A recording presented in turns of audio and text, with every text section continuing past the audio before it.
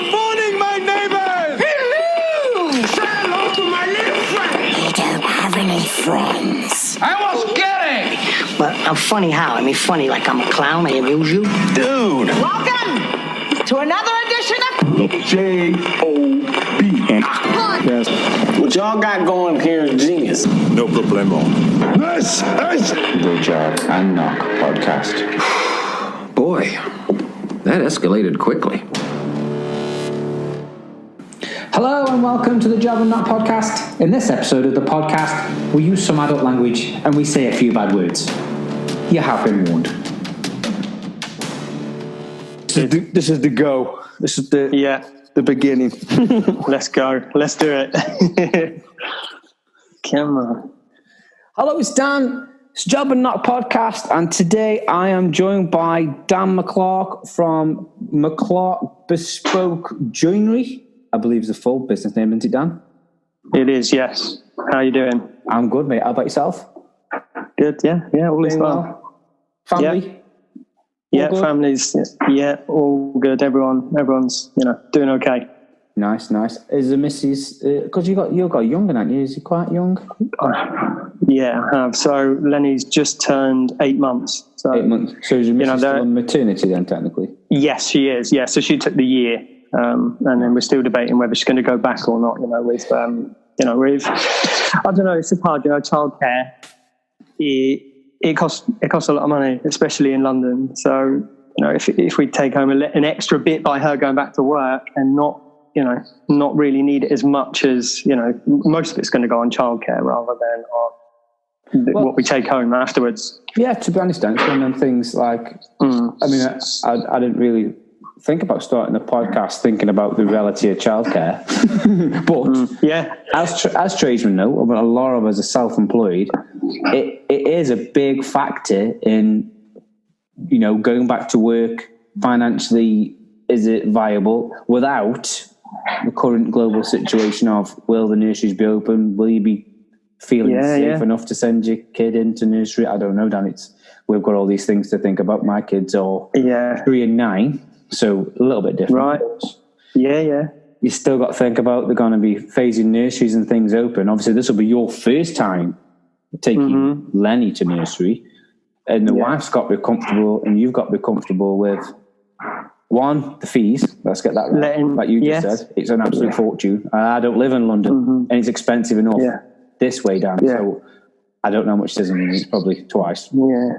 And then, the repercussions of the social distancing to collect children. I mean, I don't know. I don't know how they're going to do it. It is just, it's a mega task, isn't it? That someone's going to have to come up with a plan and then just learn as they go, I guess.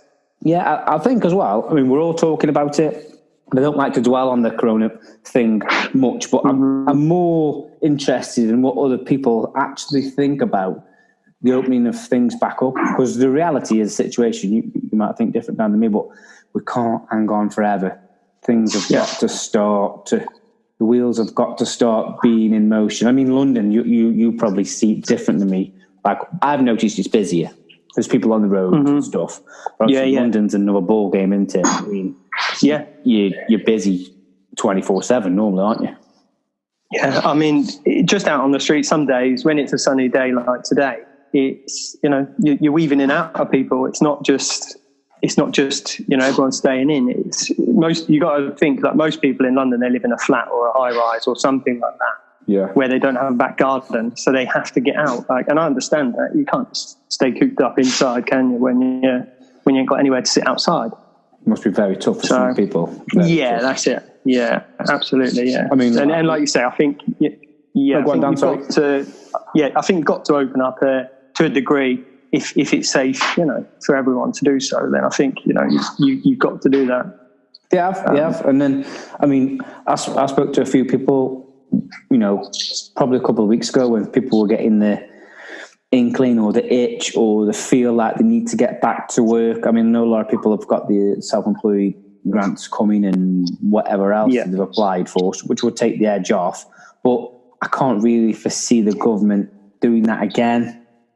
It's too big of an ask, and they've already put behind VAT payments and tax deadlines. So we all need to be getting work for one, fire the economy in, otherwise we're in bigger trouble because if everyone starts losing their jobs, there will be less work for the rest of us to be doing. Let's put it that way. Of course. We've got a very niche set of customers that are literally shitting money. They won't go away. But, it's a battle though, isn't it, to think, I mean, safety is priority, paramount. I mean, no two ways about it. We've all got to be thinking about being a bit cleaner, especially as blokes. I mean, Christ. I mean, just before the lockdown, Dan, right, we were in Manchester about 3 or 4 weeks before. There was rumours at the trade fair that they may have to shut the last day because of fears of the virus. Because at that point, the football clubs were just about to say we may not be playing football. And it was on the news, So it was still up in the air, but they carried on as normal, which was good. But they were thinking of closing these big venues down, and I'm going to the toilet and we're all being asked to be a little bit cleaner, so they started putting hand sanitizer points around the place, which most of them have got anyway. But you have never seen so many blokes washing their hands. I've never seen a queue for washing hands before. Blokes are normally at the trough, whatever you want to call it, and then they just shark off, and I'm one of them looks and goes, dirty Sarge, wash your hands, man. You're judging them. You've just been touching the bits that don't see daylight, it's disgusting. But you've never seen so many clean people, like queue for the toilet. Never, ever in a million years happens. Blokes are just piling on top of each other for a piss normally, aren't they? But everyone's got to be a lot cleaner and, getting back to work a little bit more sensible. Like I say, it's not necessarily just for you, it's for other people, Dan, isn't it, Yeah, no, that's it. Yeah, I think... that's the whole reason I believe, we're all inside because me and you might not, be affected quite so badly as someone with, like they say, an underlying condition or an older relative. They're the ones that are at risk. And that's why, we've got to do our bit to keep clean and stuff just to, I think stop the spread.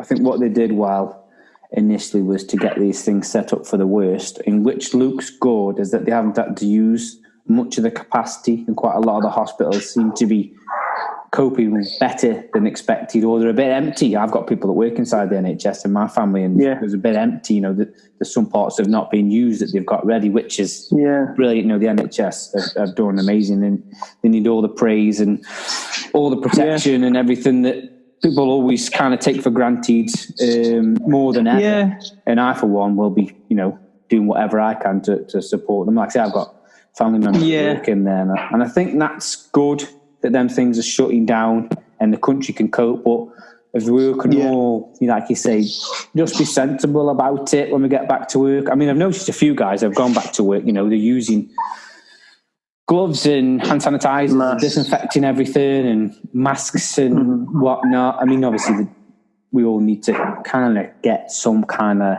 level. There needs to be a level playing field off the government, I'd have thought, for all of us. We all adhere to the same set of rules to a degree, because there's everything changes, doesn't it? Because I'm not one for gloves. I don't know about you. I can't wear gloves for work. Realistically, I think, you need to be able to feel stuff, and, I'd be changing the gloves every 2 minutes if I was lifting some of the carcasses, because it would split, and same with when you're cutting a filler or anything like that. If you're wearing, a nitrile glove, you're going to split it after a few minutes. That's it. I think just to be clean, like it's such a strange one to think about how it is going to all pan out when you go back to, installing someone's house. It's going to be strange. So, for example, I've got a kitchen coming up now, but the customer doesn't live there, so it makes it a lot easier for me to go in there and not worry about, am I keeping enough distance and stuff like that. And it might work in your favour. Sometimes you get the nosy customer who's in and out the door every 2 minutes, and they're like, hello. And then other times you want that, because I work alone. So, when I get a conversation from a customer, I love it when they come in with a cup of tea and a biscuit, and then, tell me about yourself then. And you're just in there like for an hour just chatting away. And it's, I'll leave the job sometimes feeling like I made a friend, Yeah, we're social creatures, aren't we, by habit? I mean, not granted, but I believe that's a big part of our job too. Like, you've got to break down the barriers of customers sometimes. We're all the same. We're all doing the same things in life. But if you can just break down that initial barrier, they make you a cup of tea, they feel comfortable with you in the house, that's great, because then the job normally from there goes pretty well, as long as everything goes, well with the installation, the work you're doing. And it's awkward when you get the customers that don't.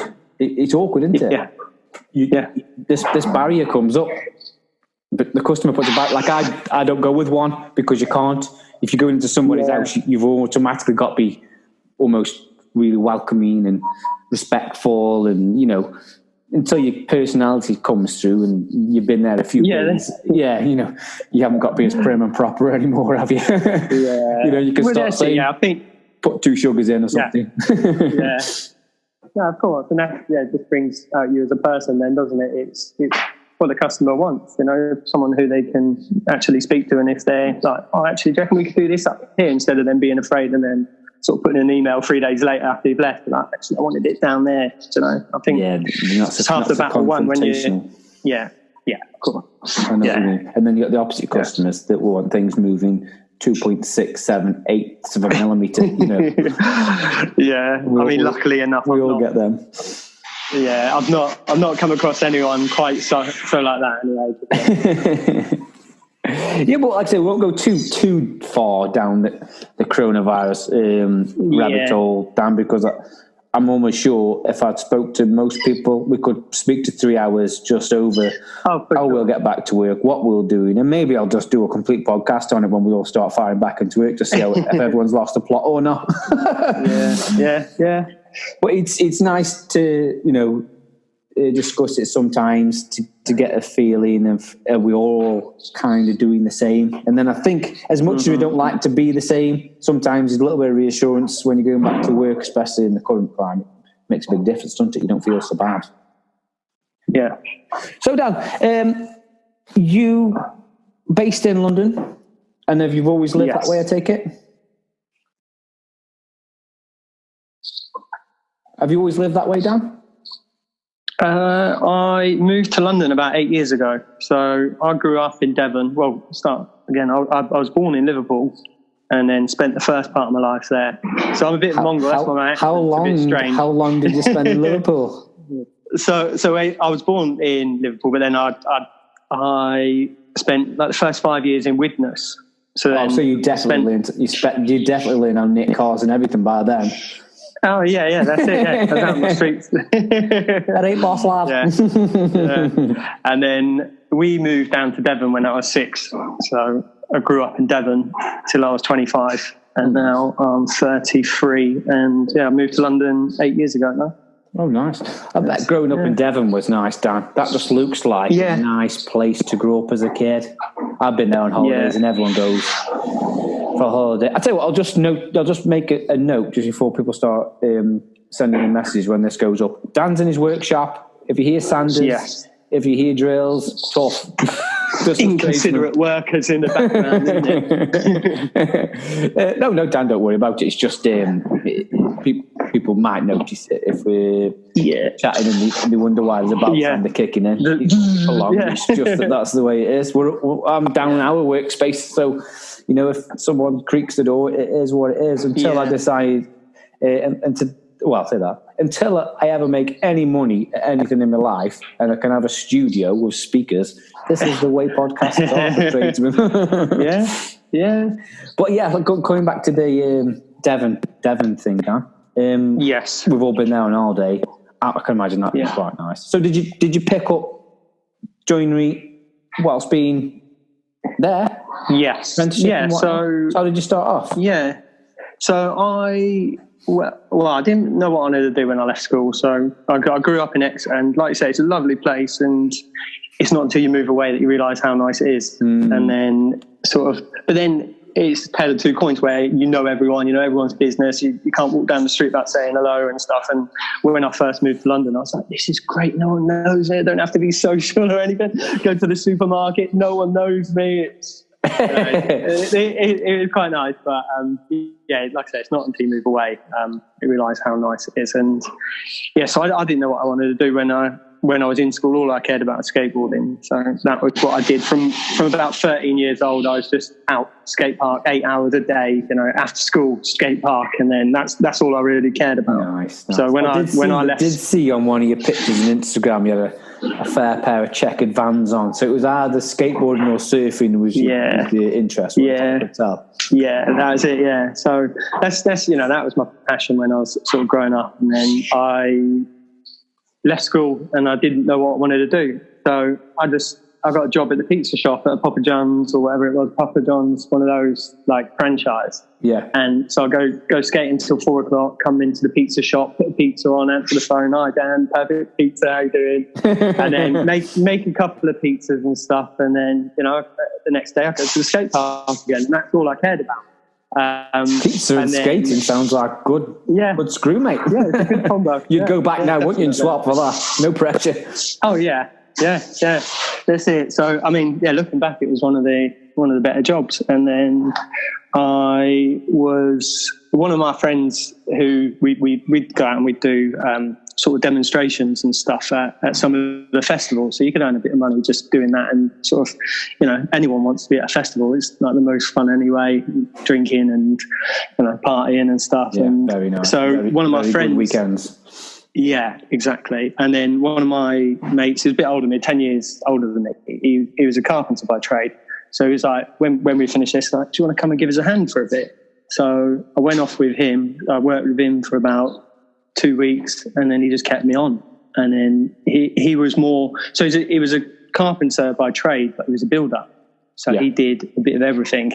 So he took me on, and then, weeks turned into months, and he was like, so is this what you want to do? And I was like, yeah, I do, yeah. Like, I work with my mate and, do nice stuff, and it's not like any other job. So I stayed with him, and then, after about sort of 6 months or so, it was like, all right, so I'm going to go to college and stuff like that. And it's like, there's no need. Like, no one's not once has asked for my qualifications since I left. And, it is kind of true, because not one person's asked like me. And then also it does shut a few doors. So say if you wanted to go to site and then you needed a CIS card with the carpenter qualification on it, so it did close a few doors, but it all works out, doesn't it? It's sort of, I spoke to a few people similar apprenticeship. Spoke to a lad, Matt, a friend of mine. He lives in Florida. They don't really have a carpentry system like we've got the MVQ, haven't we? So you can go to college, you can get an MVQ, you can be there for 3 years and come out with a qualification in carpentry. And obviously, granted, depending on what you've done with the rest of your apprenticeship, means exactly how qualified you are. But they don't really do anything similar. And again, spoke to Jody from JTech. He had a similar way in. It wasn't the traditional way of going to college or anything like that. It was pretty much learning on the job. And to be fair, yes, there's nothing wrong with that, Dan, because from the amount of people that I speak to, a lot of people are doing a better job, if not the same as, I'm not saying all qualified carpenters aren't, because that's not fair, because some of them are better than I will ever be. But then there's a few I watch and I think, maybe if he was qualified, it wouldn't matter because it looks rubbish. And that's always going to be up for debate. And I don't think it's wrong. Well, I'll say that. If your work's good and you're getting recommendations and your customer base is solid because of your quality of your work, unless somebody all of a sudden said, right, you've got to have papers now to do this job, that's the only time with any of us would struggle, because I'd have to find mine for a start, which I don't know where they are. I think my mum's lost. And then for the guys and then I think if the guys have got them, take that back. If the guys haven't got them, it wouldn't necessarily be fair for them, because some of them are qualified in School of Life. They've probably got better qualification in their niche, or they're better at what they do than someone that, just because they've got a carpentry qualification, doesn't mean they're going to be as good as that guy, are they? It's just not going to be. We're all specialists these days, aren't we? I was speaking to, again, another guy, John, and he is handy, John Enfield. He will do anything, and I've seen all kinds of work he puts up, from oak beams to staircases to a simple door, and he's repointing chimneys non-stop at the minute. I say repointing, he's refixing a lot of bodge jobs. But, you know, the spectrum's there for anyone, and I don't think really if you're qualified or not is what people judge on anymore. You know, if people look up and down, obviously I can only see your work through social media, but from what we can see, no one's going to question you, are they? If anything, they're asking for advice, then, aren't they? Yeah. Probably get more people ringing you up saying, how do you do this? How do you do that? How do you spray finish this? How did you cut that? How do you describe that? How do you make your cabinets? What tools do you use? Where do you know? A bit like me, really, but on the background when you got like 12 messages, 15 messages at the end of a work day because you put a picture up. Yeah, I think that's the hardest bit, isn't it? You're as hard as you are on yourself. So for anyone who messages me, I'll always try and message them back. Like, no matter what, I will try. And same with, you know, anyone who follows me or even communicates. And like, you know, if they comment on something, it's like, you're going to take the effort to sort of, you know, comment on something of mine. I'm going to follow you, I'm going to support you, and, you know, do the same sort of thing back. Yeah. But that's, you know, that's how I think that's how it works for me, you know, with like getting the followers and stuff on Instagram is just, you know, communication with people, isn't it? It's nice because you get the two sides then, where you get all the trades and then you get the potential customers. Yeah. Well, it's real. If you know what I mean, like you know when you're speaking to somebody who's in the job, and you know you're speaking to somebody that's representing a company, them Instagram accounts or them social media accounts, you know straight away. So you know that you're speaking to the guy that's done the work, and that's the whole point of having the conversation. And you know when you're speaking to like a representative, shall we say, or someone that's running the social media, because it's completely different, isn't it? It's like, they don't know the answer to what you're on about half the time. They just give you some really pants response. Yeah. No, I agree. But that puts us pretty much back to, how old were you then, Dan? So you started about 17, 18? When I was 17, yeah. So, 17 coming up 18. So 17, 18. So then did you work with that guy in Exeter for what? Quite a long time then? So I worked, a very long time. So I stayed with him for 7 years, and he was the best, you know. He's just so laid back, really sort of, I don't care how long it takes, you just get it right. You know, and someone who, you know, if I was hanging a door, it would be just take your time. Like he didn't care. Like it was just like, just get it right.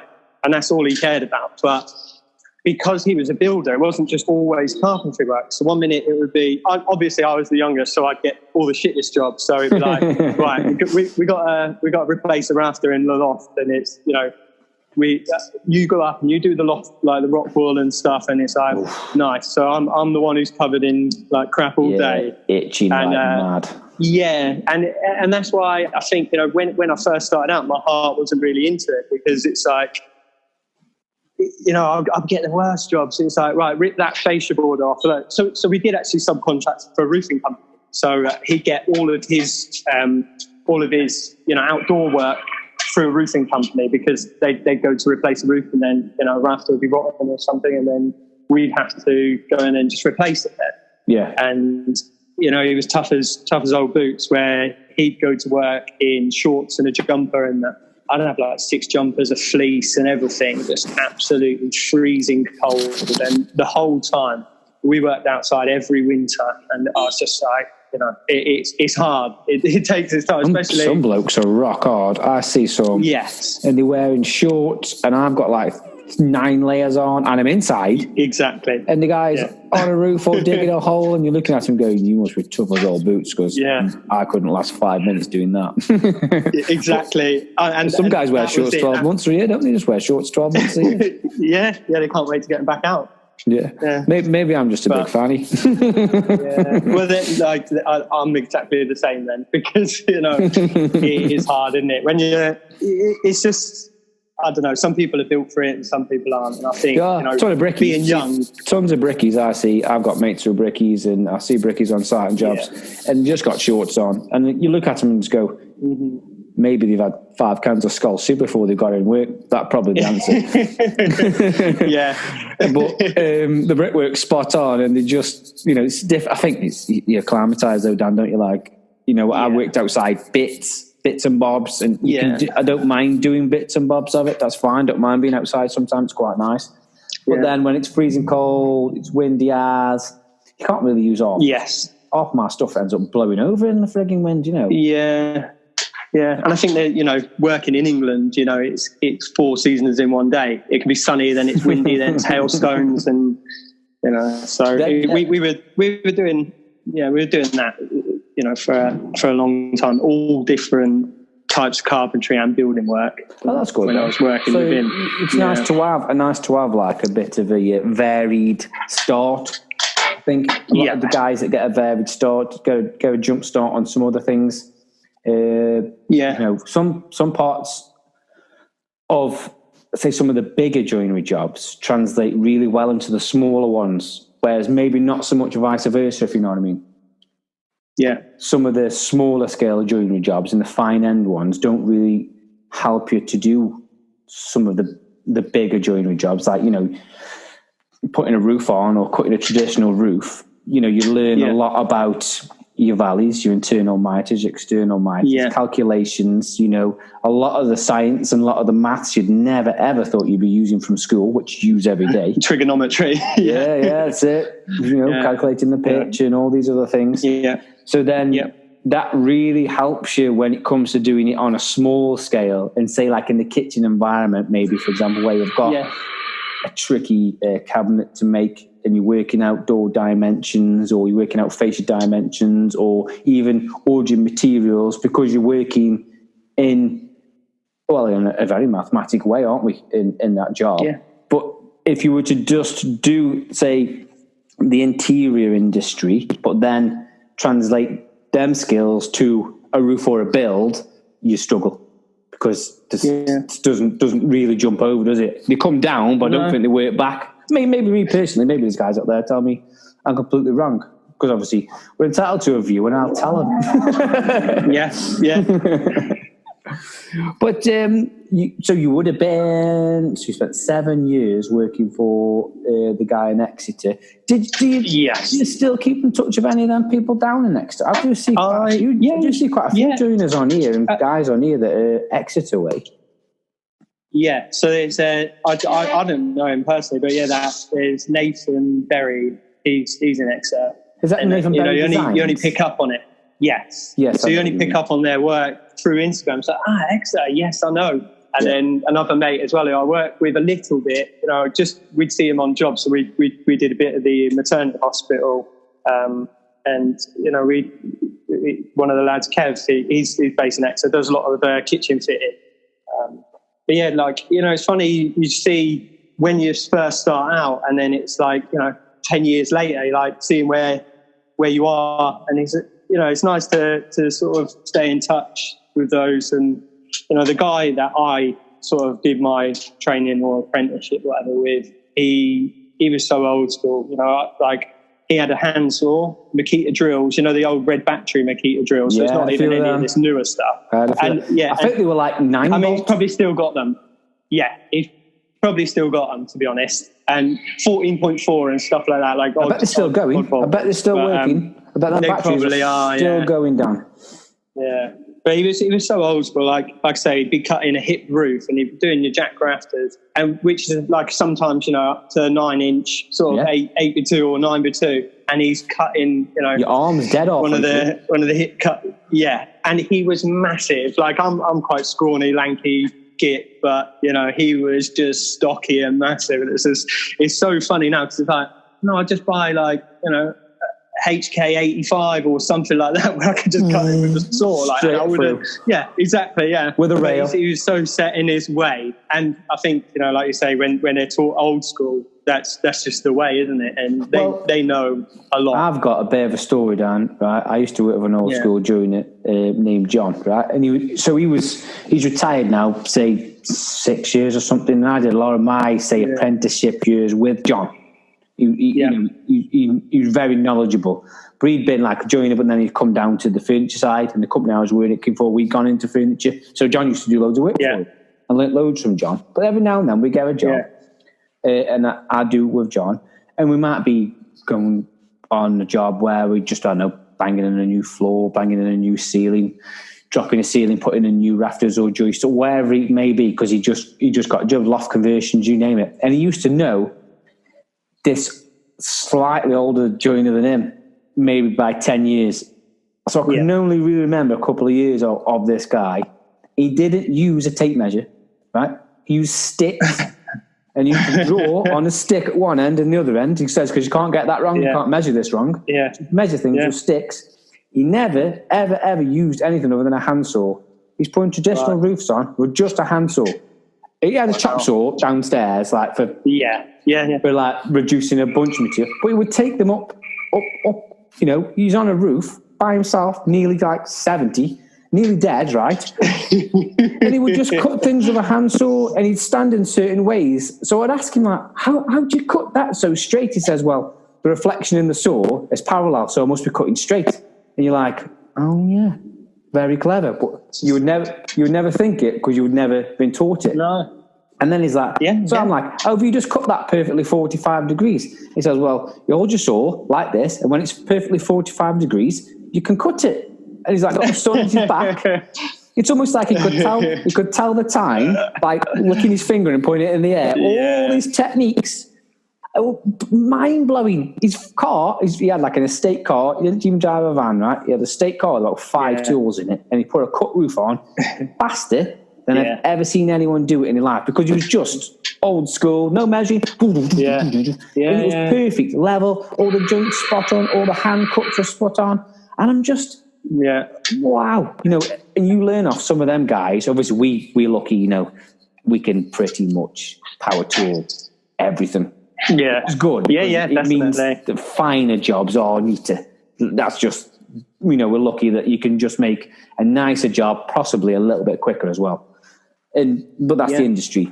But I was amazed. I was truly amazed. And I can remember to this day, still, you know, you just look at someone just with your mouth wide open and go, I don't know how on earth he's done that. Even when he explains himself, I thought to myself, it's that magic. It's that wood magic. He's just standing there, because we were doing some stairs once. This is the first. We were doing some stairs, so we were cutting the spindles. Obviously, spindles, 45 degrees or whatever. Picture the stairs are, but they're normally automatically the same. So he's just got him, turned his saw, he's 45 degrees, no set square, no nothing, and then he just cuts it, perfect, slides it in, perfect, parallel, perfect. And I just was mind blown that he could do that with a handsaw in a shadow.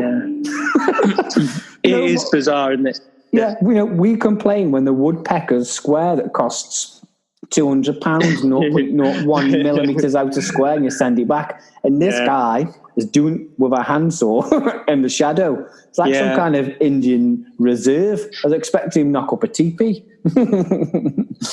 Well, that's it. I mean, I'd never even heard of Festival until I moved to London. You know, like I'd only ever seen what this guy had, and then I, you know, it was only when I moved that I seen it. But I think, you know, it was beneficial to learn from someone like that, and it was everything. It was, you know, 1 minute you're digging foundations, the next minute you're doing a cut roof, the next minute skirting, the next minute a kitchen. You know, it was everything, which, you know, it does make it hard for someone who's, you know, 18, 19. I can't take that in. I'm too busy going out and stuff, and it's really hard to take it in. So I kind of understand with some of the newer lads, you know, the apprentices, where they can't understand it, because you've got to do it firsthand. You've got to mess it up before you can learn from it, I think. And that's what I really struggled with when I worked with him, because he'd be like, just take the time, just get it done. But it was hard to sort of take it all in. I think you've got to be really eager to learn carpentry and really into it to be able to do it. And I think, you know, that only come later when I did move to London. It's like, right, you're in the deep end now. You've got to learn. You've got to do it. You're in the big city, Dan. Yeah, that's it. Yeah, we call it the smoke, because it literally feels like that's what you're in when we come down. The big smoke. Yeah. So what prompted the move to London, Dan? Work or love? It was actually just a mate, just living with a mate. Like Nice. I rewind a bit actually. So I stayed with this guy, Jason Bates, called building Master. contractor. Master, yeah. I'm sure he's heard that a few Never heard that at times. school. No, that's my level of humour and intelligence there, Dan. Yeah. You wouldn't say it to his face though, that's for sure. No, probably not. But yeah, like I said, I stayed with him for 7 years and it was great. But I wasn't built for the cold. And then another mate of mine, his dad owned a kitchen company. So they're a big manufacturing company down in Exeter and they supply all over. And his dad started it. System 6 Kitchens. Yeah, no, System 6. Yeah, big company that is. Yeah, it is. So my mate, his dad started that. And then I went off with him for a year. So that's how I learned how to fit kitchens. And, that was really beneficial because, again, another mate, like through skating, a little bit older than me, and got loads of knowledge in making kitchens and fitting them. So he was the first person I've seen or saw use a jigsaw upside down. And I was like, what are you doing? And then, Madman. You're a madman. Yeah. And then from then, it's like, if you see someone this is probably the only arrogant thing I'm going to say. If you see someone not using a jigsaw upside down, it's like, you're doing it wrong. You're doing it wrong. See, I know one, obviously, with the U-Scribe thing, Dan, a lot of the work I do is the jigsaw upside down or the plane. I know, I've noticed. So I do a lot of that, but I do on occasion have to cut from above. I don't like to, but there's just sometimes you have to, And I must get more questions about cutting upside down, why cutting upside down, than maybe some of the more obvious questions. And I always say to people, well, and maybe this may help some people, is that actually the jigsaw works better pulling on the pull stroke. So upside down, I feel more comfortable that it doesn't bite so much, and I can see a lot better for 2. Yeah. And I also feel that the control's there. And because you set your jigsaw on 3, and everyone does things different, set your jigsaw on 3, cutting blade, so that the reverse side is neat, seems to finish and work tons better and quicker than you're flying through. No, I couldn't agree more. It's just where you're holding it. The jigsaw's basically pulling you along. You've just got to keep it to that pencil line. And then that's it. That's one of the most beneficial things I learned, I think, was that's it. The jigsaw and then upside the down. couple will say, like, well, you're cutting really long with a jigsaw. I say, no, you'll only see me cutting short parts. If I'm cutting a long piece, I'll track saw it. It needs to be straight, because obviously cutting with a jigsaw straight's quite difficult. You know what I mean? But on occasion, I will cut it slightly wide and then I'll touch it up with a plane. Hence, most people, I would have thought, do that anyway. So it's not that we're teaching anybody new. But I can remember the first time I saw someone using jigsaw upside down as well. And you're looking at them and going, I think he wants to lose a finger. I think he wants to die. And then you do it. And you're almost amazed that I can't believe I've been doing it. I've been doing it this stupid way above all this time. And then I got rid of the D handle and got the body grip. And then I've had body grip ever since. Yeah. No, I think that's the, so sort of beneficial, isn't it, to have. I just get a better feel for it. And a lot of people, you've got like a body grip jigsaw, I think, to work underneath, because with the D handle, it wants to snap your wrist because it's always in the way. Yeah. So if you prefer a D handle jigsaw, possibly that's why you're working on the face, maybe. I mean, again, it all comes down to it's more to. Yeah, for sure. And I think that's even with the Carvex from Festool, the 421. It's got such a bad rep. If you look on the Festool talk group, everyone's slating it. But it's the only one that comes with a splinter guard. It's got like a little V bit rather than a wheel. So the blade gets locked into a straight V, and it's got a splinter guard. So you cut a melamine, it's neat both sides, and then you can cut with a blade which is like a fast cut blade. Which I've got the tree on the older version because I can't hold the Carvex. I mean, it's just a preference thing. I don't like it because absolutely. I can't work with it. I can't. The switch is in a funny place for me. I don't like it. I'm so used to the old one, and I like evolving with tools. I'm not one of them. I only use this, and I'm not going to change.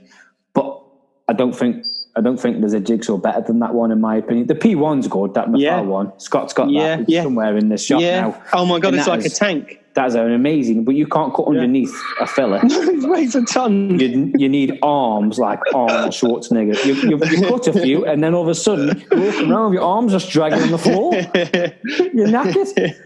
Come home and the missus is like, if you had all day, I've only cut 2 fillers with that Jigsaw. Like a tank. But it's about as good a finish or I think anything Mclark, I mean, not all of it, just seems a little bit well made. It's very well made. Yeah. I mean, I haven't got much Mclark stuff, but Scott, he's got that's it. I and used the Jigsaw.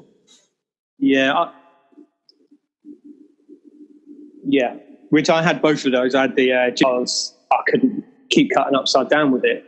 And then I've just, I've stuck with the Festival one now, and I've even bought a spare one because it broke on me once. It's like, right, I'm not having that again. I'll buy another one. So, I've got backup. It's out on brakes. Then I've got the backup there while the other one goes back in for repair sort of thing. But the Carvex is Marmite. People love it or hate it. There's no in between. I think people that really like it, obviously it's cordless as well. So you can get the cordless version, which you can't get a cordless version of the others. I'm not sure if you could or they've never did one. That would be a good question for a proper Festool fan because I can't remember. But to be fair, Scott bought the cordless one recently. Nah, it's okay. He'll get you by. I wouldn't want to do anything fine with it. It's just not got the finesse where the Jigsaw blade's being held on the rotary wheel. It's a bit loose, but then again, DeWalt probably don't market it for that, so we can't give it a bad rep because it's probably not for as fine a finish. So, but I'm sure by the time I get John Jones and Julian on the podcast, I don't know if you know either of them. They are. Yes, I know John Jones. Yeah, and then Julian's Julian's Instagram name's R1 Jules, but he does a lot of the. Oh yeah. Shows I do follow him. Yeah, he's very knowledgeable. He's a very good guy. I'd really get Mr. Organised. Organised, on the ball, Julian is. But he's got, he was developed that cordless router for them and stuff. So he's in with the wall. But he'll give them bad rep when they need a bad rep, and he'll give them good rep when they've got a good rep. He's fair, and that's what I like about Julian. He isn't saying go and buy their tools because some of them aren't as good as the Festool one. That's why he's got the Festool one. But you will still got him on a stand to explain the benefits of theirs. So obviously, what he's saying is good, knowledgeable, and decent information. And that's what I like about Julian. Not just because I like him, but because that's the truth, if you know what I mean. If I didn't like him, I'd tell him. He'd probably tell me as well. God, I won't get him on now. He's going to call me a right dick. He's going to come on and just go, "Hiya, Dan, don't like you, bye." Shortest one yet. Well, I find that this is what happens, Dan. I talk to most people, we're all on the same level. As soon as you start going down the tool rabbit hole, I mean, we go a lot of these tool fairs. It's a nightmare. It's all you do all day is pick things apart and find the best one, or what do you like, what do you do, what tool system do you like, which tool system are you into, do you like this, can you buy scribe? So just drop there and just on the sneak like that. And then go back onto something else and then just keep brainwashing them slowly. I've already got some, Dan. Stop trying to get on the hard sale with me. God, come on, sell it. It's just bloody lockdown's killing me. No, I mean, obviously, lots of good things have come from Scribe. I'll never press a sale. I'll just tell people where it is. And if it works for people, it's great. And if they aren't doing that kind of work, I don't want them to, think that they've got to have some because that guy said buy some. It is nice to have. And I do like to plug it all the time. I think anything that's going to make your life easier, this is my motto anyway, is buy it because it's going to make your life easier. That's it. Any tool, you buy it once, like, right, I won't earn this much money on that job, but I've got it for the next time and the time after. And, always anything that's going to make my life easier, I'll buy it. And then sometimes it's good, sometimes it's like, I've wasted my money. Yeah, we've all done that. I mean, trial and error. Yeah, I've spent a few quid on stuff that's in the van now, probably, and I'll never use it again. But it might have helped me out on that one job, though. So even then, if it cost me 20 quid, 30 quid, 40 quid, 50 quid, it was probably worth it at the time. Maybe I haven't needed it since, but at the time, that 20 quid was well spent, whatever it was. Yeah. But it's less these days.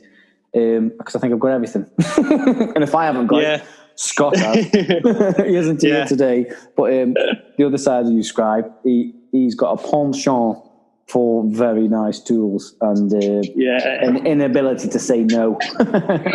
It doesn't take much. That's have good. You got hold of the lamella, Dan? Have you had a go? Have you got one? I haven't. One of the lads who I share a workshop with has got one, and they're amazing. But I'm the same as Molyneux. Do you know Tom? Yeah, I like Tom. I'm just got time domino for Tom. everything. I had a dig at him last podcast. Bit of fun because I like Tom and he knows him. I met him a few times. I saw him post it. Yeah, Tom's the hats and the dominoes. That's how I know Tom. Yes. Lovely hair for a man. Got a good mane on him. Yeah. But sure has. He's got more hats and uses more dominoes than the rest of us combined. Yeah. No, I don't doubt that. But I just fantastic work. Just like yourself, though. You both work. You both of yours work from what I can see on your pages. Obviously, isn't exactly the same, but it's similar. You both make it from scratch. Yeah. You spray it, you install it, and you're breaking down your installs and things. And you're both doing some right nice, right tidy work. Really good. But yeah, Bob, obviously you're both ruining the beech tree industry with the dominoes. Yeah, terrible. Absolutely terrible. But yeah, I just feel if I buy the lamella, then my domino's going to start gathering dust, and it's like, that's a good machine. And again, you get stuck in your way. I've got such a system where I build everything in a way. It's like, now I'm going to have to change my ways just to accommodate for it. But again, if I had a job where, a bookcase where I needed to hide all the fixing, I'd probably buy it just for that job, and then I've got it from then on. It is a matter of time. Like I put off a domino for ages because I just thought, I just don't, I wouldn't need it. I wouldn't get use of it. And then I bought it, and obviously it's out every job. I use it on so many different things. And then obviously Scott bought the lamello. So again, I'm lucky that I can just go, we borrow that, mate, I'm going to do a few tensos. And I wouldn't get rid of a domino because I know I wouldn't do some things without it. The lamello is going to change a lot of what people do just because it is very versatile and being able to put hidden fixings, but I say hidden, but because it's snap to, you can just build something on site with bits, bang a load of tents, incredible, click, and then you put it together, slide it in place, no screws, no messing around, and it is like a finely made machine too. The lamella really done well with the manufacturing, the casting's nice on it. It's a bit like a high end car, but for woodworking. It's very expensive, and you will find a use of it. I think when the price of the tensos eventually come down, possibly, if they can reduce that, because I think that would be the only off-putting thing for me, is that I could, for what I do, the dominoes are so much cheaper than a box of tensos. I mean, they can be like 90 quid, 100 quid a box. You factor that into your work. I know Gary Banks. And how many dominoes? Yeah, Gary Banks is banging both in. But if you've got the clients and you can manufacture at that cost, lamello's like fantastic. But possibly that's what people will do. I mean, it seems like every man and his dog's got one. But then again, possibly just because that's who I'm watching. But they look great. Yeah, they look great. And like I say, Gary just bangs on about it and how good they actually are, for angled wardrobes and stuff like that. That's why they pay for itself. Yeah. It's, paying for itself. I've got a load of angled wardrobes do.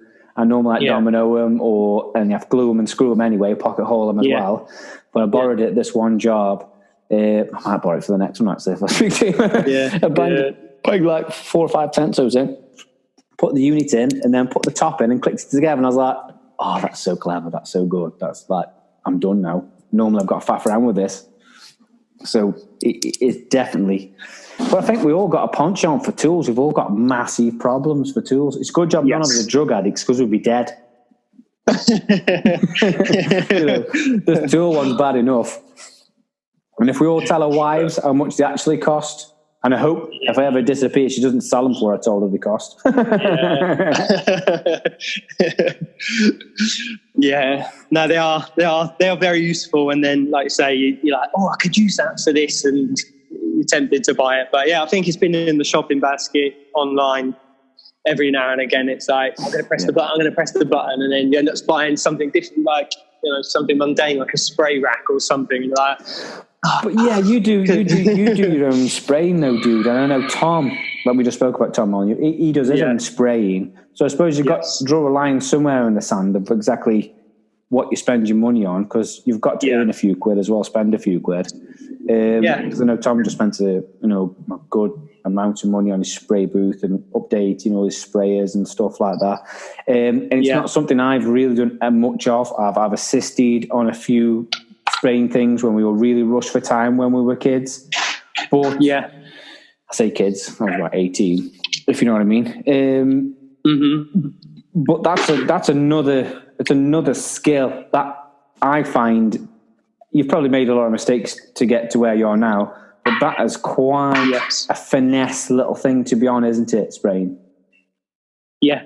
I mean, and the whole backstory behind that, like, I started off from YouTube. So I watched a few YouTube videos and I was like, I'm going to learn how to spray. And I bought one of those cordless Graco Ultramax sprayers. Yeah, and it's such a good intro gun. The DeWalt battery one. Yeah, DeWalt battery. Yeah. So it's a good intro sprayer, but it lasted about 3 wardrobe jobs and then just broke. Pump went.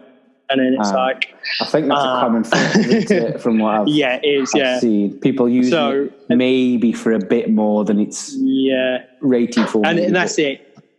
Yeah, it's designed for touch-up jobs and stuff like that, where, I bought it. And like I say, it's a good entry gun, but so many people message me and they're like, you had one of those things. It's like, don't waste your money. Like, unless you're going to cost it into the job, unless you're going to lose that 600 quid in the job, just don't get something that's going to last. But just sort of do all my spraying stuff now. And it's evolved from, on-site to workshop. Got you. So what you used to do then, you watched a few YouTube videos and got confidence in that you could maybe at least prime them, for example. I don't know how you finish. Yeah, so practice on your own wardrobes. That's the way. Yeah. So definitely don't just turn up in a million pound house. I'll sort you that crackle effect that you really want. Watch this. But that's it. It's trial and error, isn't it? So, but yeah, just 1 second there, Dan. I need to put my phone on charge and I'll put my other Bluetooth earphones in. Yeah, of course, mate. No worries. Just a second. It's fine, Dan. Don't worry. I can snip bits out, you see. 1 eternity later. And like magic, Dan, we're back. Yeah, seamless. Yeah, and like I just said on a message on Instagram, this is why we're joiners and not in technology. Yeah, for sure.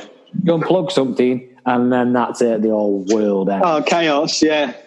All you've done is put a new set of headphones on and this doesn't like that, or this doesn't connect with this, or you didn't select that's it then. And I uninvited you to see if it would work and then technically banned you. So I kept trying to join and then it would send a blank email, and it's, I don't know, like you say, technology is not our forte. Yeah, I've got better over the last couple of years. We're obviously needing it with the Uscribe side of things and doing the social media and whatnot. But fucking hell, I haven't got stressed out over it as well. I've gone grey. Over don't know Instagram and laptops and emails. I tell you, if it weren't for Scott, I'd have just jumped off a bridge. Chuck the laptop. This partnership works so well because I do nothing with the technology. It's the best way to be. I wish I had someone to answer all my emails. I can't break it. Yeah, that's one good side. We do delegate. That's the only way get done, mate. You can't do it. You can't work. We both got our own jobs, so there's no way of delegating, unless you delegate rather, you wouldn't get it done. We have to do our own parts, otherwise it's just too much. It's like a job in a job. This one of us could probably do a lot of this full time, but we kind of prefer to carry on doing what we're doing for now, if you know what I mean, and we'll pick it up as it gets busier with other things as it goes. But we'll get back to, I can't even remember what we were talking about now. So I think we skipped a bit where I was talking about spraying, but I've missed a few steps on how I even got to that point yet. I think, because I thought, well, talk about spraying, because I know there's a lot of guys out there probably really interested in it. So you bought the Graco. We mentioned it was a bit pants. We mentioned you just started out and then you got better. So I take it what you did then is you sprayed a few jobs and it died, and then you need to upgrade your sprayer. So were you spraying the jobs after you'd fitted them? Is that what you were doing at the time? So, yeah, pretty much. And then you so you didn't really do anything about that. I suppose once you started working in a workshop, it was more beneficial that you could spray it there, I suppose. Yeah, absolutely. And then the knowledge from, because it's a shared workshop, the knowledge in here, it's unreal. So it's like having the private... Who's inside there, Dan? Sorry, loads of us. So there's doors in there. It's Klaus in that one. Yeah, next door to me. I thought Klaus was there. I knew because Klaus said you were in a shared workshop. So who else is in there? Yeah. I'm almost sure I've had a conversation with Klaus before about it. So Marius from M&S Carpentry. Yeah. Absolute machine, most underrated one out there, I think. He's just so quick and so, job. And then you've got Williams Ridout, which are they own the place and sublet it. So they're the boss. And then there's like I said, there's a few of us in here. There's Crouch End Carpentry, there's M&S, which is Marius. Then we've got Martin, MW Creative, Tito, it's 22 Interiors, Lump Artisans with amazing work again. Daniel Bruce Designs. So it's a fair Jerome Walden. Jerome Walden Cabinets. Yeah. And then there's another one. There's John Thomas, Jonathan Maker. But like I say, there's a few of us in here. And it just makes... So what's the situation there then, Dan? You all kind of are using a shared amount of machinery, or... Yes. So you've got your own assembly bay. So that's your space. That's, no one goes in there really. It's just your space. Yeah. And then you've got all 2 spray booths. You've got storage for all your materials, and then you've got a large machine room, which has got 2 panel saws and, thicknesser, planer, linisher. There's a few bits in there. Got you. But I suppose that throws up a whole different daily routine then, because I suppose you've got to all be quite organised in who's on the saw and who needs spray and who needs this and who needs that. Is there some kind of system that you'll put in place then? To be honest, everyone's so laid back. It's just like, how long are you going to be? Oh, I'll do this while you do that. And it's we try, we do a few WhatsApp groups and stuff. So, I need to spray something today. Can I get in there for a couple of hours? And it's all just really, it just works well because everyone's like, how long are you going to be? I'll be 10 minutes and then, we can swap over. Even going back way before then. So I moved to London after working with the kitchen company and with my friend Paul Foster, like I say, his old man is the one who started System 6. And then when I moved to London, again, I worked for another carpentry company, but everything you did wasn't enough. So you you're trying to do your best and you get chucked in at the deep end. It's like, right, now you cut that hip roof yourself, put valley boards down and everything, it's all you now. And you learn that way. But everything I did for him wasn't enough. And then, I met my wife, Liz, pretty much as soon as I moved here, just on sort of through a friend, and then just hit it off straight away. And she's the one who was like, look, just try and work for a different company. Yeah. So I went and worked for Sharp's Bedrooms for 3 years, which, probably one of the best things I ever did. It was inside, so all the work is nice and clean, and, you're dealing with a different customer every 2 to 3 days. And then after, spending the winter working inside and a nice, clean, warm house, you've got to open the window because you're too hot working away inside someone's house. That's really what put me into the fitted furniture thing. So that's, skipping back to how, before the spraying and all that stuff, that's how I learned to make wardrobes and stuff. There's a lot of Sharp bedrooms, like frameworks, aren't they? You put a framework in and... Yeah. So everything's scribed. So you've got scribed to the floor, ceiling, wall. Absolutely everything's cut, which is, with the jigsaw, when I did, it was a week's training. I basically had to go and sit and watch someone build a wardrobe for a week. And by the end of it, I was like, I just got to build it now. I can't just sit here doing nothing, because it was his job. So if he let me have a go at it and I messed up, it was down to him that he'd messed up. I think got like an extra tenner a day or something silly for having somebody just sit there for it. And for him, he was like, knock up some drawer boxes and stuff. And by the end, I was just like, let me have a go. And that's how I learned to sort of use the jigsaw for everything. Every single cut, day in, day out, just using the jigsaw, scribing everything to the walls. And it's so beneficial, one for wanting to work inside and do clean work after working out on rotten roofs and in loft spaces, and loads of different stuff. It's a massive difference, mate. 100%, completely agree with the slightly inviting job, isn't it? Working inside, it's finished work. Definitely. Which I like doing. So that's why I like to do it. I like to be in and doing that kind of work. But when, like you say, when you've seen other people freezing their cocks off and you're like, this just brought me a brew, I'm all right, no problem. Yeah, exactly that. But they're the kind of blokes that don't like working inside, so we've all got a place. Yeah, it works well. But that's and that I stayed with Sharps for 3 years, and built up the tool collection and stuff, because you got to work quick to earn any money from them. They're only paying you sort of the base day rate. Fixed prices, isn't it, on there? Yeah, and then sort of, you've got to fit even 3 wardrobes a week to earn any money, or to at least earn, good money. Yeah. And it's quite back-breaking and stuff, but then Instagram come around. Very routine, isn't it, Sharps? I've done a few Sharps and Hammonds and type jobs over time, and like I say, you thought out so you can be fast if you need to be fast. And I know guys that really like doing it. I was a massive fan. I didn't dislike it, but I just thought it could always be better all the time, if you know what I mean.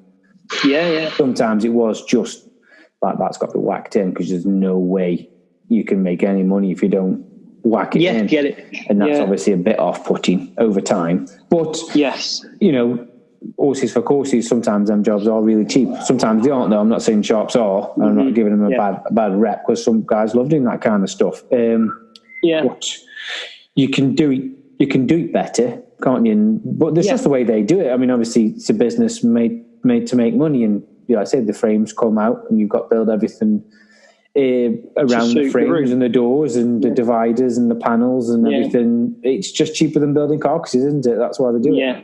Oh, definitely, yeah. So, that's obviously the reason they do it. But, it's sort of, it was never just you. So, say if the designer messed up, or they put the wrong measurement in, and everybody does it. No one's perfect. Everybody makes mistakes. But it's like, now I'm on a price for this job, and somebody else has just messed it up to me, and then I'm supposed to be fitting another wardrobe. And it gets stressful. Yeah, well, you got me somewhere on Wednesday, because you've got me there on Wednesday. But then if you Tuesday job's gone tits up because the designer's rubbish, or you had a bad day, you then there till either 8, 9, 10, 11 o'clock, or you're there Tuesday morning, which knocks your Wednesday job to Saturday, which then all of a sudden becomes a regular pattern. Then all of a sudden you're working Saturdays, and all of a sudden you're working Sundays, and all of a sudden you're not doing anything but work. It's a dangerous cycle, isn't it? Definitely, yeah. Everyone does it. Every single person, every single tradesman I speak to, every single one of us has got into this mad busy pattern where you just worked all the time. Then all of a sudden it snaps and you just go, I'm doing this all the time. Can't operate well, like I think, this. Kids I think, that's it. Then you come along and, even doing what I do now, it's like, no weekends at all now. It's family time. And with all this going. You're going to hear this all the time down. They grow up quick. Yeah. I got 1 9 and 1 3, and I wouldn't believe I've got a 9-year-old and a 3-year-old. Yeah. Someone's speeding up time, aren't they? Sometimes I look back and think I probably shouldn't have worked that weekend, or probably shouldn't have done that. At the time, there would have been a very valid reason for it. But if I could give anyone any advice to starting off, maybe going self-employed, and that is just chill the fuck out. There's always... The job isn't going to go away. People aren't going to run off. Don't work yourself, into stress and into, family problems, shall we say, sometimes just for a few more quid. It's just not worth it. Yeah.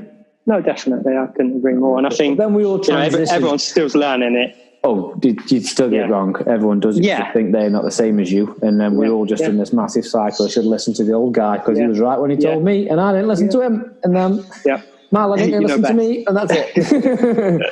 That's humans. That's how we're just all morons, really. But then transitions into, like, you've now took yourself to a workshop, and from the outset, what people are going to say is that you're doing high-end work, because obviously we don't see anything other than this nice finished spray job that you're doing. So I take it that's what you're doing 9 times out of 10. Yeah. So that means that you've got yourself now into a right nice position, Dan, because you looks like you're doing nice work. It looks like you're doing everything yourself. And I think, really, that's what majority, not everyone, granted, but I think that's the majority want to end up or want to be doing. Like everyone you've spoken to, and even on Alistair's podcast, it's everyone does it because they like doing it. Whereas Sharps, it turned into a job. I wasn't enjoying, I had nice tools and, it was all right money. But when you sort of see it on Instagram, you're like, whoa, that looks incredible. Like some of the high-end companies, they're like, I want to try and make something like that. Yeah. And, it is only through Instagram that I managed to go off on my own and then go workshop based. And there's so many people that help you out along the way. And Instagram is such a, massive do you find some, do you get some work from Instagram then, Dan? Probably all of it. See, I'll tell you what, this is one that I found out. This is a big difference. Anyone outside of London doesn't do a great amount of work on Instagram. They get bits, but it's not like a staple. Loads of people in and around London that I spoke to seem to get lots of work through Instagram. And obviously that's proof that the population is far, greater. But I think, especially from the London way and how people seem to transition into technology, and us Northerners are a bit slow. on some things. I was going to say that make us sound stupid. We're geniuses, really. We're the ones that won. There's outside space here. You can go outside. We have gravy on everything. Oh mate, that's the thing. When I got to visit my nan and my uncle and auntie and stuff, and they're still in Widnes, sort of. You go to the chippy, and then you've got mushy peas, chips, sausage, gravy, onion. And it's just I bet you're in everything, aren't you? Oh, I love it. Like when Lizzie, my wife, she'd come up with me and she was like, we went to the chippy and it's like fish and chips. Do you want gravy with it? Yes, I do. Gravy, everything. You can have gravy at breakfast. You can have gravy with your tea. You can have gravy with everything. It's the greatest dinner juice ever. It's great. It's incredible. Yeah, no, I agree. I don't know you Southern. I'll say you're not Southern, but you are. But I don't know how you live without gravy from the chip shop. Just doesn't compute. Doesn't make sense to me. It's not the same as well. The chips. You either go to the seaside town to get some nice chips, or London don't know how to make fish and chips. You go to any chippy up north, and all the chips taste nice. They come sort of London way, and it's takeaway. It's just us Northerners, Dan. Yeah, Northerners know. We don't know much, but what we do know is chips. Yeah, you can quote me on that. I might get a T-shirt with "What we do know is chips" on. Chips. So that brings you bang up to kind of where you are now, then, Dan. Really, doesn't it? So you've had a good transition to getting into your workshop, becoming a festival addict. Yeah, it's like everybody else. Because I've seen some of your posts. You got the disease. It's too late.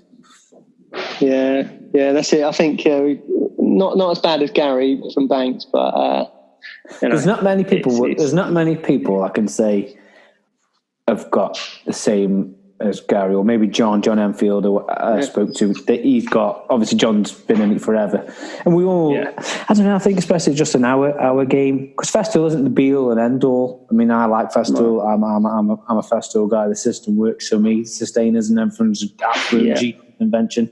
But it doesn't mean you can't do it. I know guys that can do the same job as me and they're using the computer. Just their preference, their thing. whether I think it's better or not, that's not for me to push on them. I don't believe some guys love DeWalt and they're doing just as good a job as me with DeWalt, or if not better. And it's all preference. It's just, I find a lot of the guys that do a similar job to me or the same industry as us just seem to work well. Just seems to be they're all good and they're all a bit geared up for us, and that's the Festool ethos, isn't it? The dust extraction and almost like the finish joinery. Some of the machines are nicely refined, aren't they? You know. Yeah, well, that's it. Everything's designed to go together. Like the saw's the same height as the table, and this links to that, and the boxes connect to this, and you know, you just buy the system then. Yeah, that's it. It's all it's all well thought out, and the plug it lead's clever. Helps. I like the plug it lead where you can just have one lead out and keep changing it. It is good, but loads of people fall into it. I mean, I mainly fell into it through the sander. I bought the Rotex and the Jigsaw first when a guy was doing a bit of a display, and then I bought the Traxor probably a year or so later. I didn't even know it existed because obviously I wasn't even on Instagram or social media or anything then. I don't think it existed. Probably Facebook probably did, or maybe even didn't have Facebook then. I can't even remember. I can't even remember, but they were all like, some of the stuff was still Festo. Knocking about. Not that I had, but some of the guys in the workshop and stuff. And it was blue as well. It wasn't green. Yeah, one of the, like, again, going back to the lad I fitted kitchens with, he had like a Festo sword, like, or Elu rather as well. Elu was good stuff. Yeah. But heavy. It was like a chop saw and I think it flipped over. That chop saw flip saw, and it was scary as shit when you fired that up. It was terrifying. There was no health and safety then. I love that Elu flip saw. John had one, but it was deadly. Yeah. Terrifying. You'd have a finger off. You just fire bits of wood everywhere. And you'd let go and the electric brake wouldn't work. Just carry on going. Just keep spinning out, wouldn't it, for another 35, 40 seconds till it stopped. No electric brake then. You had to be on your toes with that.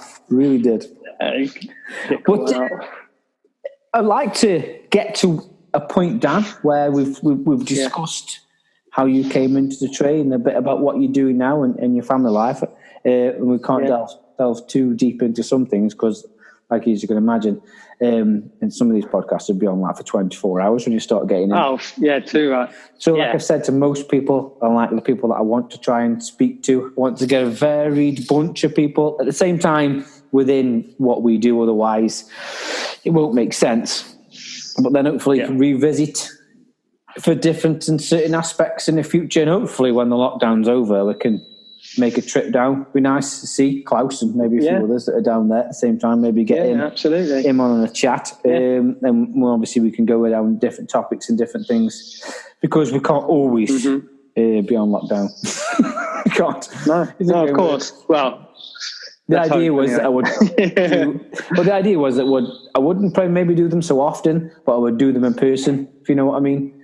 Because that works better. But you can have a laugh and stuff, it's a little bit different, and there's certain people that I do want to go and see, but I'll probably see them anyway. We'll all cross paths at some point, I'm sure. But what I'd like to do at the end, Dan, is I've set out 10 questions. You've probably heard them on some of the other podcasts because you look like you've listened. So I'd like to give these 10 questions a little go, if you don't mind. Yeah. Are you ready?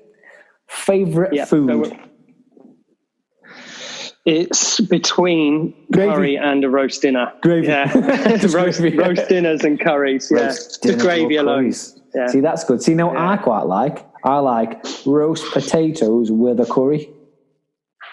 Wow, they're really good actually. Yeah. You need to try that. Honest, that's another level. It's really good there because there's something about a roast potato with a curry. It's probably not a northern thing. I don't know. We just shove everything in a curry. Favorite sport? I should say football for sport. Not skateboarding. Well, if it was a sport, I guess it is a sport, isn't it? So I'd say, I quite like boxing. I quite like. Bit of a mix. I like it all. All the sport. I just like sport. Yeah. This one will probably be easy now. Festool or Makita? Festool. Tea or coffee? Easy. Coffee. Might be controversial, but Caffeine, man. No. There's a time and place for both. I was late into it. Yeah, I was late into drinking tea and coffee, actually. Yeah, I was saying I probably didn't start drinking coffee about maybe 6-7 years ago, maybe. I'd have been about 20... No, not 29. I'd have thought 30. I'm 36 now. Yeah. And I didn't really drink coffee. Just had a brew, never really thought about it. And then one day I had 2 coffees, and wow, did I get shit done. Do you know what I mean? Fast forward. I was like, why have I not been drinking this? I got loads of work done today. So now it's like you just... I think it's needed, isn't it? Yeah. Dominoes or biscuits? Sorry, say that again? Oh, sorry, Dan. Dominoes or biscuits? But we know I've got to be Dominoes. Yeah. Working inside or working outside? Working inside. Probably answered all these questions anyway, haven't we? Yeah. Handmade or bought in? It's got to be handmade, isn't it? Yeah. Chinese or Indian? Got to pick one. Indian. £1 million or work for life? It's tricky, isn't it? Because can you put that £1 million into setting up something that you can work with that million? But no, I think you've got to work. And if it was a shitty job that you didn't enjoy, then that's why I made the question £1 million and not 10. Because if we said £10 million, that's retirement money. Where I think 1 million, it might take the edge off. It'd be really nice to have, and I'd like the problem, but I don't know if it'd last you. 2 years' work, that, isn't it? Down London, isn't it? That's about 60 years' work up here, that is. I'm joking. No, I think you'd have to work, wouldn't you? Yeah, and then the last question, did Carol Baskin feed Don to the Tigers? I think so. Yeah, she's done something, hasn't she? I tell you what, I only took that question in the mix because I like that program so much. Maybe just go. Oh my God, it is bizarre. It's actually like you're hooked. After the first one, you're like, oh my God, it is. What is it about watching people that are mental? I don't get it. Yeah. Like normally, if you were in them people's company, you'd ever seen any of them. You'd be thinking, I'm staying as far away from you as possible. I never want to see you again. But you watch them on TV. They've got guns and explosives. You watch them on TV and you're like, oh, we're going to have to stay up till 3 o'clock watching another one. You know, ridiculous. And then just before we go, Dan, I know you're a busy man. I mentioned when we were talking just before we hit record, the Drawbox Company, which luckily enough, I'm going to speak to the lads tomorrow, which is nice. And I remember I mentioned, do you know the Drawbox Company? Because I've seen in a couple of your posts that you mentioned the Drawbox Company. So is that something that you buy in from the lads, is it? Yeah, absolutely. So their Drawboxes, they're bit of a story behind them. They're both joiners, they both know what they're doing. They're not just a Drawbox company. They're both lads who come from this background, and Paul and Simon's stuff, both really nice. So, you can trust. You've got the logo in, haven't you? You've put your own logo in. Have they done that? Yeah. So they laser that in. But I think, for me, I can't, I can make a dovetail Drawbox, but when you're making 12 or 13 and then you've got 3 kitchens, it's like, it's so much easier to get them to make it with their proper machines and then me make all of the kitchen. It's a time-consuming job, isn't it? It eats up quite a bit of your day to make the dovetail Drawboxes, even though they look nice. It isn't rocket science, but it's just an amount of time and sanding and finishing and lacquering. It just takes time. Like I said before, if you're going to, buy tools, anything to make your life easy, if I'm going to be tools or even with the drawers, like, so say, for example, I'm making a wardrobe, I'll make all of those out of open-eared drawer boxes. Open-eared is fine for a wardrobe, but you want, that's like the standout thing, isn't it? You open the drawer and there's a nice oak cutlery insert and it's a solid oak drawer box. It just sells it, doesn't it? It's really... It does set it up a little bit. Yeah, and like I said, those lads are so good to deal with. It's, anything you ask them, they know what you're talking about. Yeah, I'm interested to see the story. Like I said, I've had a quick conversation with Paul. on the phone, and he gave me a rundown of how about it started. And I thought, you know what? It's a good story. Do you want to talk about it on a podcast? Because I think people would like it. And obviously we can maybe reach a few people that don't know about him, which is good because it's a good product. And I know someone that buys from him regularly, so I know it's good. Yeah, no, definitely. And that's like you said, we could be talking for hours and hours about how you got into wear and stuff. But, you know, like I said, the best thing for this company was, you know, for me working was coming into the workshop. You know, you've got your base every time, you've got the knowledge of everyone in here. So it's like you've done an apprenticeship with somebody who's done that mistake or made this a million times, and they're like, right, you do this, or this part number's that, and it's like the most beneficial thing. I bet that's really for good. me.